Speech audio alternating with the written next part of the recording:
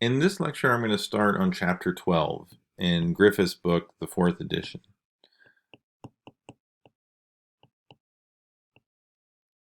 Okay. And Chapter 12 deals with special relativity. Um, and it's really, this is an interesting topic because we've now gone through 11 chapters of the book. We've built up all of our machinery for classical electrodynamics. And what's left, we find, is that, especially in dealing with chapters 10 and 11, that when we include the time dependence to electric and magnetic fields, that we get some unusual behavior. We come upon the causes of radiation. And now what we find is we're dealing with light. And light is what kind of brought Einstein to his discoveries in special relativity. Okay, so what I wanted to do was just kind of to recap some of the statements about special relativity that you've probably learned in other classes. But what I really want to do is by the end of this set of lectures is to start looking at electric and magnetic fields from the view of special relativity. So what do we know, or can we summarize? One is that relativity had been employed before Einstein. So before, say, 1900, we still had relativity. It was just Galilean relativity. So people like Galileo and Newton and Kepler are all worried about relativity. Um, and so idea is not a new concept. Um, so And one assumption that we're making is that in what we call an inertial frame of reference, so one moving at a constant velocity, so no accelerations, basically the physics is the same. So I could perform a experiment with kinematics on the ground in my room, and I could do the exact same experiment of kinematics in an airplane that's flying overhead, and the result of each experiment should be exactly the same as long as there are no accelerations involved in the problem. Okay. One thing to note is that Newton, writing out his laws of motion, chose an absolute frame of reference. He said there is basically a background frame of reference to which all things could be measured against. So if I'm making measurements of length and time and speed, then I'm really making them against a background that is absolute, that's not moving. Okay.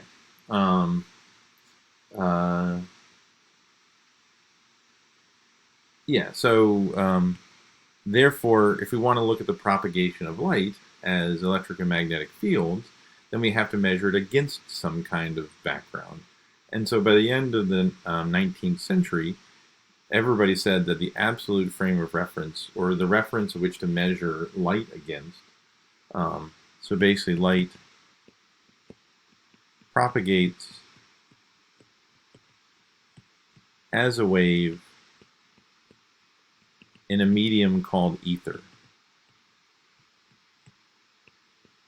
And no one had ever measured the ether before, but they thought light is a wave, waves need medium, so it has to be oscillating inside of something.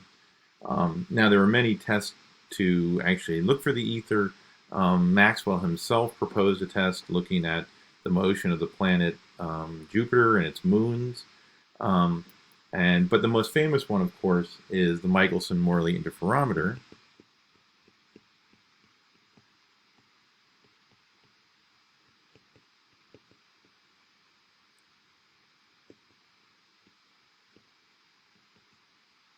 which found no ether.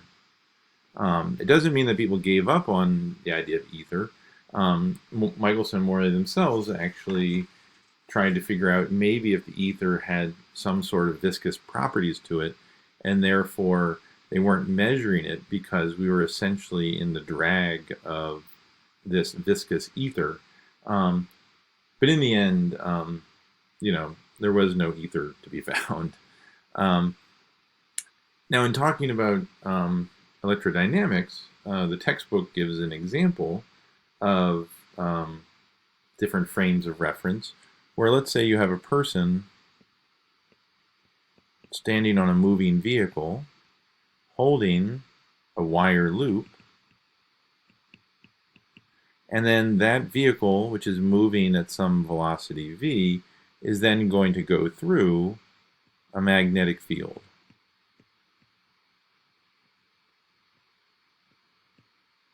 Okay, so what we would suspect is that if we looked at it from two frames of reference, so the frame 1 is the moving cart, or with the moving now loop, with respect to the stationary magnets,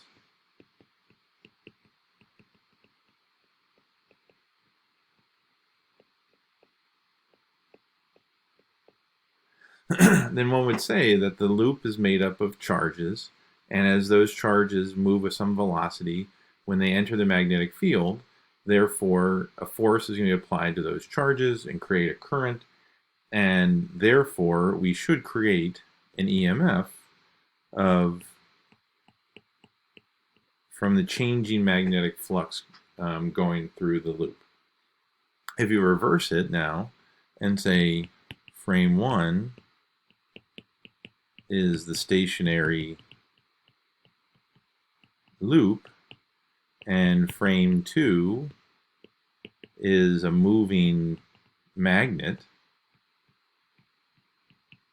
then we still should get the same answer right here, because what Faraday said was it doesn't matter if the charges are moving in the loop or in a stationary field, or if a moving stationary field, and if a moving field is going through a stationary loop. What Faraday found was that there's this kind of symmetry, that all you need to look at is the change in flux, and it doesn't matter how you change the flux, either change the flux by changing the area or changing the flux by changing the strength of the field, you're always going to get the same result.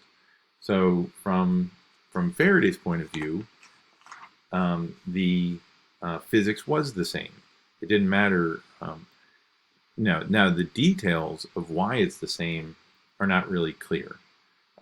We have to look a little bit deeper into this idea of what is the flux. Is the flux the moving current, or is the flux is the flux the moving area, or is the flux the moving field? We have to look a little bit deeper into that, and that's what we're going to do in this chapter. The last thing I can say in our summary is that Einstein essentially came up with two postulates to guide his derivation. One is the principle of relativity, which essentially said what I said before: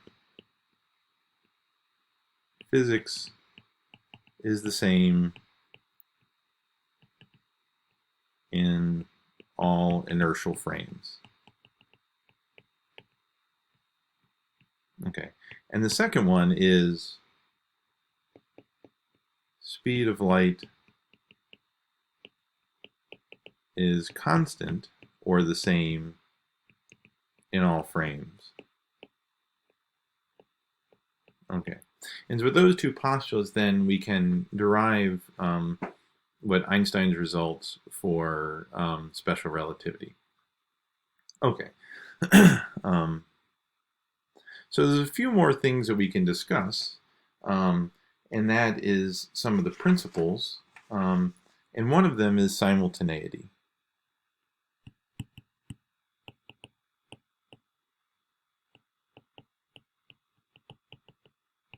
Okay. And essentially what we're saying is that that the frames are actually now separated from each other. So even though the physics is the same in both, um, what we can't guarantee is that things will happen at the same time in both. Because what we're probably already aware of is that time is measured in each frame. Time is not an absolute. And so we can't guarantee that simultaneous events in one frame are simultaneous in another.